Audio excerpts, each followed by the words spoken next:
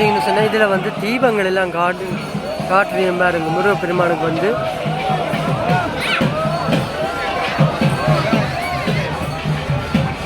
பெருமானுடைய 23வது நாள் இன்றைக்கு சப்பர திருவிழா. இப்பொழுது ஆலயத்தினுள்ளே மாலை நேர பூஜைகள் வழிபாடுகள் நடைபெற்று அங்கே கொடி தம்பத்திலே பூஜைகள் நடைபெற்றுக் கொண்டிருக்கின்ற அற்புதமான வேளை இந்த வேளை. இன்னும் சொற்ப வேளையில் பெருமான் தேறியர் இருவருடன் வெளியிலே வெளிவீதி வந்து அடியார்களுக்கு அருளை வாரி வழங்க இருக்கின்ற அந்த நேரத்திலே சப்பரம் சப்பை ரதம் என்று சொல்லப்படுகின்றது. இந்த சப்பரமானது ஒரு ஆலயத்திலே காணப்படுகின்ற ராஜகோபுரத்தினுடைய அமைப்பை போன்றது. ஒரு மனிதனுக்கு பாதம் எவ்வளவு முக்கியமோ அதே போல ஒரு ஆலயத்துக்கும் இந்த ராஜகோபுரம் ஒரு முக்கியமானது.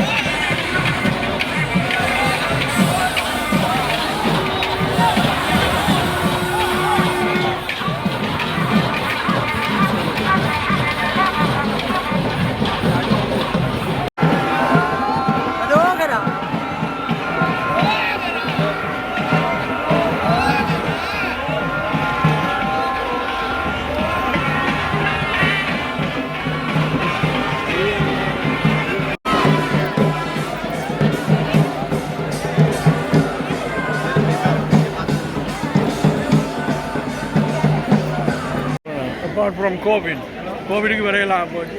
ஒரு வருஷம் வர்றான். திருவிழா எல்லாம் வேலை சிறப்பு. நிறைக்கலாம். திருச்செந்தூரோட நேற்று நல்லா இருந்தது. திருச்செந்தூர்லேயும் பார்த்துருக்குறேன்.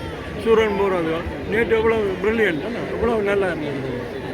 நினைக்கலாம் முருகன் யாரும் ஒரு வருஷம் வரோம். 7 மணி முருகன் அருள் புரிய வேணும் ஒரு வருஷம் வாரத்துக்கு. முருகன் அண்டியில் எங்களோட மகாமாரி அம்மன் சித்தி விநாயகர் எல்லாரும் அருள் புரிய வேணும் ஒரு வருஷம் போகணும். பிளேனில் 10 ஹவர்ஸ் இருக்கணும். பிளேனில் எங்களுக்கு வயது போனவர்கள் இருக்கிற கஷ்டம். உங்களுக்கு அற்புதங்கள் எல்லாம் நடந்திருக்கா? பெருசாக ஒன்றும் அப்படி இல்லை. நான் சின்னனில் இருந்து இந்த சின்ன டீனேஜராக இருந்து 4 மணி பூசைக்கு இந்த கோயிலுக்கு வாரதே ஒரு அற்புதம் தான்.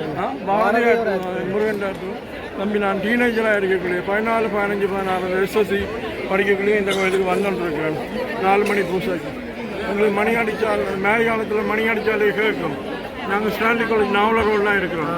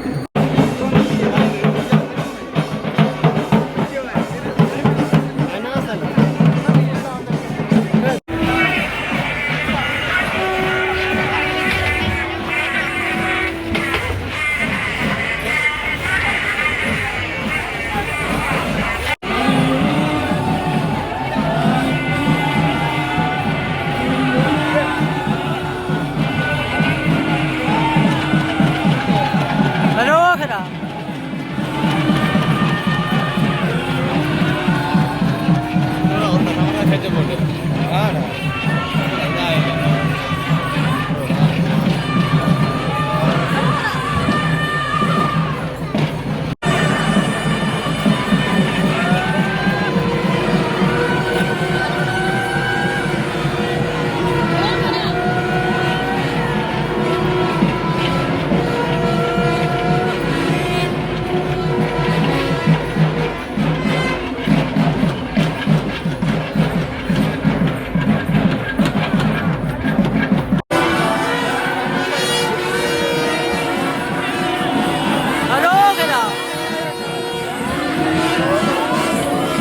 பார்த்தீங்கன்னா சொன்னால் நல்லூரானுடைய சப்பை ரதம் வந்து மெதுவாக வருகின்ற அழகான காட்சியினை காணக்கூடிய மாதிரி இருக்கும்.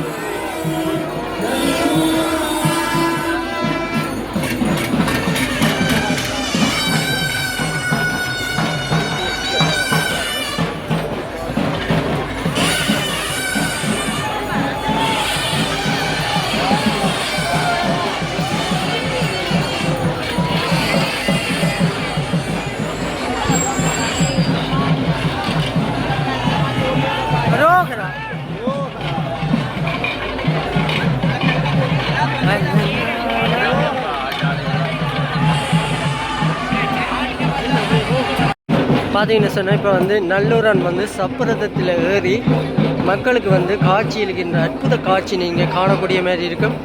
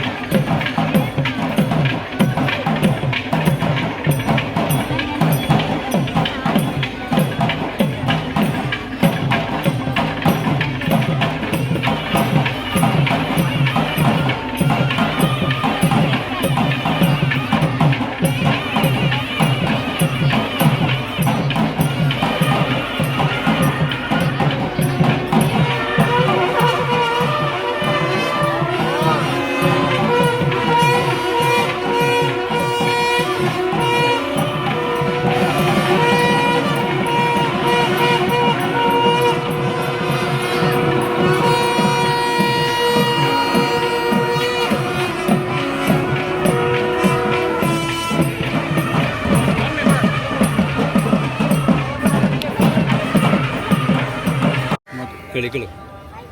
இலங்கையிலே வாழுகின்ற உலகெங்கும் வாழுகின்ற அன்பார்ந்த தமிழ் உறவுகளே, உங்கள் அனைவருக்கும் அன்பார்ந்த மாலை நேர வணக்கங்கள். இப்பொழுது நாங்கள் இலங்கையிலே வடமாகாணத்திலே யாழ்ப்பாணம் நல்லூர் புனித பூமியில் முருகப்பெருமானை தரிசிப்பதற்காக வந்திருக்கின்றோம். வந்த வேளையில் நிறைய உறவுகள் எம்மை சந்தித்தார்கள், பேசினார்கள், நிறைய கருத்துக்கள் பகிர்ந்து கொண்டோம். மிகவும் சந்தோஷமாக இருக்கின்றது. காரணம், மேலே எடுத்த மூச்சை கீழே விட்டாதான் தெரியும் நாங்கள் எல்லாம் உயிரோடு இருக்கின்றோம் என்று சொல்லி. நாளை என்ன நடக்குமோ தெரியாது, நாளை மறுநாள் என்ன நடக்குமோ தெரியாது, இந்த நொடி தாண்டி அடுத்த நொடி எங்கள் வாழ்க்கையில் என்ன நடக்குமோ எங்களுக்கு தெரியாது. கிடைத்த இந்த ஒரு நொடி கண்களில் பார்க்கும்போது குளிர்ச்சியாக இருக்கின்றது, காதில் கேட்கும் போது மிகவும் அழகான வேதங்கள் கேட்கப்படுகின்றது. நாங்களும் வாயால் தர்மம் சம்பந்தமாக பேசிக் கொண்டிருக்கின்றோம். இது எல்லாம் யாழ்ப்பாணம் நல்லூர் முருகப்பெருமானுடைய இந்த புண்ணிய பூமியில் நான் நடந்தேறிக் கொண்டிருக்கின்றது. இலங்கையிலே கண்டி தலதா மாளிகை எவ்வளவு முக்கியமோ அதே போல் உலக நாடுகளுக்கே தெரியும் யாழ்ப்பாணம் நல்லூர் முருகப்பெருமான் என்றார் என்று சொல்லி. அதான் நல்லூர் முருகப்பெருமானுக்கு அழகன் என்ற ஒரு பெயர் வைத்திருக்கின்றார்கள். இதிலிருந்து நான் என்ன சொல்ல வருகின்றேன், நடந்தவையாக இருக்கட்டும், இனிமேல் நடக்கப் போவதை பற்றி யோசிப்போம். தமிழர்கள் சிங்களம் படிப்போம், சிங்களவர்கள் தமிழ் படிப்போம், எல்லாரும் ஒன்று சேர்ந்து வாழுவோம். எல்லா இளம் சமுதாயத்துக்கும் ஒரு மாபெரும் பொறுப்பு இருக்கின்றது. நாளை பிறக்கும் குழந்தைக்கு நல்லதொரு சமுதாயத்தை உருவாக்கி வைப்பது. இதிலிருந்து நான் அதிகமாக கேட்கின்றது, இலங்கையிலே ஹிந்து சைவ பீடாதிபதிகளுக்கும் இலங்கையிலே பிரதான கோயில் குருக்கள்மார்களிடம் நாங்கள் அதிகமாக கேட்கின்றது, வெளியிலே வாருங்கள், தலைமைத்துவத்தை கையில் எடுங்கள், இலங்கை பூராக சைவ அறநெறி பாடசாலைகளை ஆரம்பியுங்கள், பௌத்த துறவிகள் படிப்பதற்கு பிரிவன் என்கிற இடம் இருக்கின்றது, இஸ்லாமிய பௌளைமார்கள் படிப்பதற்கு மதரசா பாடசாலை இருக்கின்றது, கிறிஸ்தவ ஃபாதர்மார்கள் படிப்பதற்கு பைபிள் காலேஜ் இருக்கின்றது. ஆனால் சைவ சமயத்திலே பூநூல் அணிந்து வேதம் படித்து மக்களுக்கு தர்மத்தை போதிப்பதற்கான குருகுலங்கள் குறைவாகவே காணப்படுகின்றது. அப்பொழுது சைவ சமயத்திலே உள்ள நல்ல கருத்துக்கள் மக்களிடத்துக்கு போக வேண்டுமாக இருந்தால் குருகுலங்கள் ஆரம்பிக்க வேண்டும். வேதங்கள், இதிகாசங்கள் இருக்கின்றது, புராணங்கள் இருக்கின்றது, பகவத்கீதை இருக்கின்றது, சிவபுராணம் இருக்கின்றது. இவைகளை மக்கள் மத்திக்கு கொண்டு போய் சேர்க்க வேண்டும். அதிலிருந்து நாளை தலைமுறை தானம் என்றால் என்ன, தர்மம் என்றால் என்ன, புண்ணியம் என்றால் என்ன, பாவம் என்றால் என்ன, போன பிறவி என்றால் என்ன, இப்பிறவி என்றால் என்ன, மறுபிறவி என்றால் என்பதையெல்லாம் புரிந்து கொள்ள வேண்டும். ஆகையால் இலங்கையிலே வாழுகின்ற, உலகெங்கும் வாழுகின்ற அன்பார்ந்த தமிழ் பேசும் உறவுகளே, எண்ணம் போல் வாழ்க்கை, எதை விதைத்தாயோ அதை அறுவடை செய்வாய் என்று தர்மம் சொல்லுகின்றது. விதைப்பதற்கு முன் ஒரு நிமிடம் யோசியுங்கள், அதன் பிறகு விதையுங்கள், உங்கள் வாழ்க்கையும் சிறப்பாக இருக்கும். நல்லூர் மக்களுக்கு நன்றி, வடமாகாண மக்களுக்கு நன்றி, யாழ்ப்பாண மக்களுக்கு நன்றி. காரணம், நல்லூர் ஆலயம் என்பது தமிழ் சைவர்களுக்கு மட்டுமல்ல, இலங்கையிலே வாழுகின்ற சிங்களம் பௌத்தத்தை பின்பற்றக்கூடிய பௌத்தர்களுக்கும் முருகப்பெருமான் குலதெய்வமாக வழிபடக்கூடிய அதிகமான மக்கள் இருக்கின்றார்கள். ஆகையால் எல்லாரும் எப்படி கண்டி தலதா மாளிகைக்கு போகின்றோமோ அதே மாதிரி தான் நல்லூர் ஆலயம். கண்டி தலதா மாளிகையிலே கௌதம புத்த பகவானுடைய வலது கடாப்பலங்கை பிரதிஷ்டை செய்யப்பட்டிருக்கின்றது.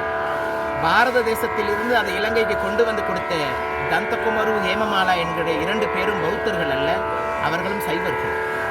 பாரத தேசத்திலே சைவ சமயத்தை பின்பற்றியவர்கள் தான் தந்தகுமரு, ஹேமமாலா. கௌதம புத்த பகவானுடைய வலது கடாப்பல்லை இலங்கைக்கு தானமாக கொண்டு கொடுத்தது. இன்று உலகம் பூராக பௌத்தம் பரவலாக இருப்பதற்கு காரணமும் அன்று பாரத தேசத்தில் இருந்து சைவ சமயம் கொடுத்த பொக்கிஷம் என்றுதான் சொல்ல வேண்டிய. காரணம், கௌதம் புத்த பகவானும் பிறப்பினால் ஒரு சைவம், அவருடைய தாய் தகப்பன் சைவம், சங்கமித்த திறனி சைவம், அசோக மன்னன் சைவம். வடமாகாணத்தில் தான் முதலாவதாக சங்கமித்த திறனி அரசமரத்தை கொண்டு வந்து இந்த நாட்டுக்கு தானமாக கொடுத்தது. அப்படி பார்க்கும்போது சைவமும் பௌத்தமும் அண்ணன் தம்பி மாதிரி இருக்க வேண்டிய மார்க்கங்களும், தமிழும் சிங்களமும் அண்ணன் தம்பி போல் வாழ வேண்டிய 2 மொழி. இலங்கைக்கு யாரு கண் பட்டதோ 2ம் பிரிந்து கிடக்கின்றது. முயற்சி செய்து பார்ப்போம், 2ஐயும் ஒன்றிணைத்து உலக நாடுகளுக்கு நாங்கள் கடன் கொடுக்கும் அளவுக்கு இந்த இலங்கையை கொண்டு வர முடியும் என்ற அந்த ஒரு நம்பிக்கை இருக்கின்றது. உயிரோடு இருந்தால் இன்னும் கொஞ்சம் சமூக சேவை செய்துவிட்டு போவோம். அப்பொழுதுதான் பிறந்த பிறவிக்கும் பலன், தாயின் மார்பில் குடித்த பாலுக்கும் பலன். வாய்ப்பளித்த அனைத்து ஒரே நண்பர்களுக்கும் ஒரு கேள்வி. நாங்கள் சற்றும் எதிர்பார்க்கல நீங்கள் இவ்வளவு தூய்மையான தமிழில் வந்து கதைப்பீங்கன்னு சொல்லி. இந்த தூய்மையான தமிழை வந்து எப்படி நீங்கள் கற்றுக்கொண்டீங்கன்ற மட்டும் எங்களை சொல்ல முடியுமா? ஒரு மனிதனுக்கு 2 கண்கள் எப்படி முக்கியமோ அதே போல் எனக்கு இலங்கையிலே உள்ள 2 மொழிகள் முக்கியம். பல நாடுகளில் பல மொழிகள் இருக்கின்றது, பல மொழிகளை நாங்கள் பேசுகின்றோம். இலங்கையிலிருந்து பல வெளிநாடுகளுக்கு போய் அந்த நாட்டு மொழியை நாங்கள் கற்றுக்கொண்டோம். ஆனால் இலங்கையில் இருக்கக்கூடிய தமிழர்கள் சிங்களம் கற்றுக்கொள்ள முயற்சி செய்யவில்லை, சிங்களவர்கள் தமிழ் கற்றுக்கொள்ள முயற்சி செய்யவில்லை. இந்த மொழிதான் இந்த நாட்டை இன்றும் பணக்கார நாடாக ஆக்காமல் ஏழை நாடாகவே வைத்திருப்பதற்கு காரணம் முதல் இந்த மொழி பிரச்சனை. இளம் தலைமுறைகளுக்கு நான் சொல்லுகின்றேன், வாருங்கள் ஒன்றிணைவோம், மொழிகளையும் படிப்போம், ஏதோ நல்ல விடயங்களை சமூகத்திற்கு கொடுப்போம். ஆனால் நான் இன்னொருவரை பார்த்து குறை சொல்ல விரும்பவில்லை, குறை கூறவும் முடியாது. காரணம், தர்மம் சொல்லுகின்றது, இன்னொருவரை பார்த்து குறை சொல்லும் அளவுக்கு நீ நல்லவன் அல்ல, உன்னிடமும் குறைகள் பிழைகள் இருக்கின்றது. ஆகையால் மற்றவர்களை பார்த்து குறை சொல்லுவதை விட மற்றவர்களிடத்தில் இருக்கக்கூடிய நல்ல விடயங்களையும் நாங்கள் எடுத்துக்கொண்டு பயணிப்போம். வாழ்க்கை சிறப்பாக இருக்கும். வாய்ப்பளித்த அனைவருக்கும் நன்றி. நன்றி. நன்றி.